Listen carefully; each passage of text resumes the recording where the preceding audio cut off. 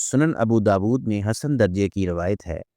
رسول اللہ صلی اللہ علیہ وسلم نے فرمایا، غصہ شیطان کی طرف سے آتا ہے، اور شیطان کی تخلیق آگ سے ہے، اور آگ صرف پانی سے بجھائی جا سکتی ہے۔ لہٰذا جب تم میں سے کسی کو غصہ آئے تو وضو کرے۔ اس حدیث کا مفہوم یہ ہے، غصہ شیطان کی طرف سے آتا ہے، یعنی یہ انسان کی فطرت میں برا اثر ڈالنے والا دشمن ہے۔ شیطان آگ سے پیدا ہوا ہے، اور آگ تیز جلانے والی تباہ کن چیز ہے۔ اسی طرح غصہ بھی انسان کے دل و دماغ میں تیزی اور نقصان پیدا کرتا ہے۔ آگ کو پانی بجھاتا ہے، اور اسی طرح غصے کو وضو بجھاتا ہے۔ وضو کرنا صرف جسمانی صفائی نہیں، بلکہ دل و دماغ کو بھی سکون دینے والا عمل ہے۔ وضو کے بعد انسان کا غصہ کم ہو جاتا ہے، اور وہ شیطان کے اثر سے بچتا ہے۔